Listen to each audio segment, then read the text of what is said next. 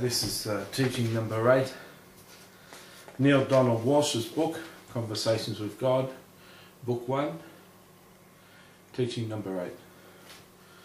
He's God says, God with a little g says, this is the biggest reason for most people turning from my messages on a personal level. If you acknowledge that you're receiving my message directly, then you are responsible for interpreting them. It is far safer and much easier to accept the interpretation of others, even those who have lived 2,000 years ago, than seek to interpret the message you may very well be receiving in this moment now. Yet I invite you to a new form of communication with God, a two-way communication. In truth, it is you who have invited me, for I've come to you in this form right now in answer to your call.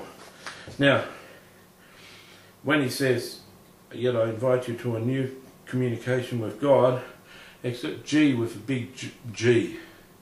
In other words, Neale, as God, is saying, this is the God of the universe speaking here. Now,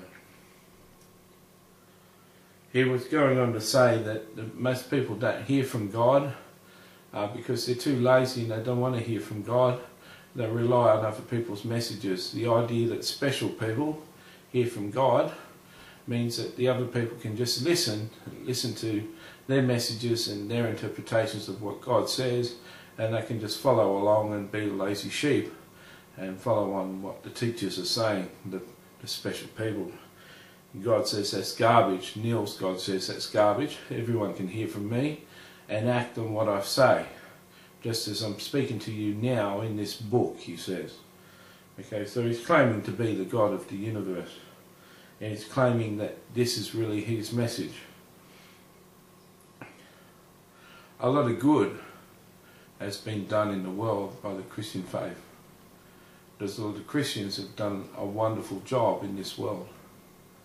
In fact, democracy runs well in Christian nations. It doesn't run so well in other nations. A lot of nations are in darkness and struggle that are in other faiths. When they've got the Christian faith, they seem to thrive a lot better. Okay, so I think I've addressed that point. Neale says, why do some people take Christ, for example, seem to hear more of your communications than others? He's God, with a little g, says, because some people are willing to actually listen, they're willing to hear, and they're willing to remain open to the communication even when it seems scary or crazy or downright wrong.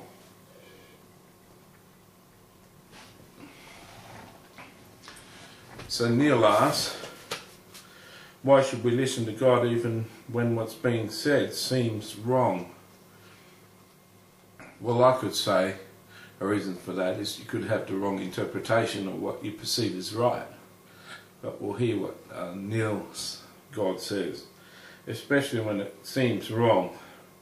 Why should we listen to God even when what is being said seems wrong? Neale's God says, especially when it seems wrong. If you think you are right about everything, who needs to talk with God? Go ahead and act on all that you know, but notice that you've been doing that since time began. And look at what shape of the world is in. Clearly you've missed something. Obviously there is something you don't understand. That which you do not understand must seem right to you, because right is a term you use to designate something in which you agree.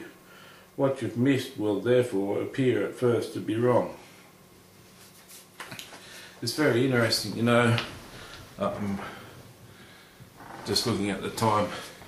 Very interesting, you know, Einstein was said to have said, if an idea at first does not seem impossible, well then it's not a very good idea in the first place. So Einstein seems to agree that something good, something new, a good idea has to look impossible.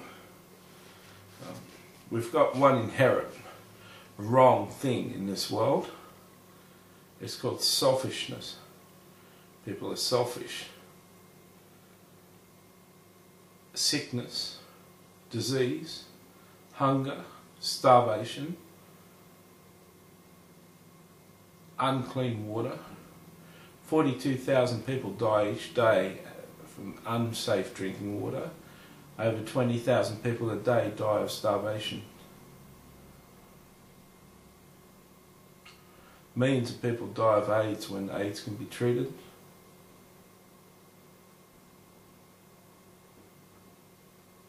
%20 of babies that are conceived are aborted, more than 20% in the West.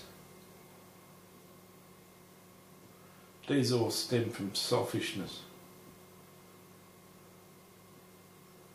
The world could be changed if the people of the world just started to love. The Beatles sang the song, "All you need is love." Dun, dun, dun, dun, dun. People love themselves.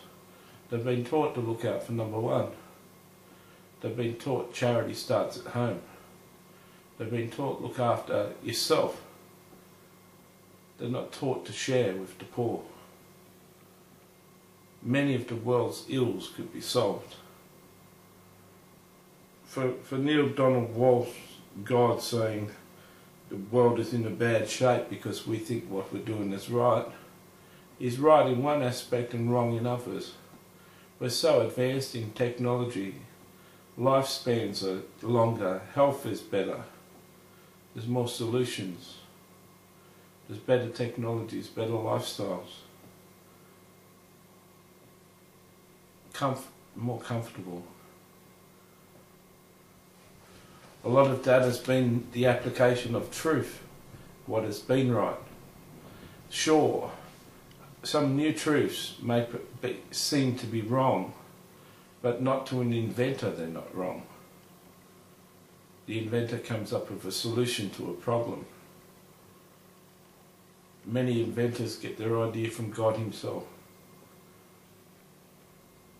Where would the world be without Google? Where would the world be without YouTube? Where would the world be without search engines? Where would the world be without the internet? This is only in the last 20 years.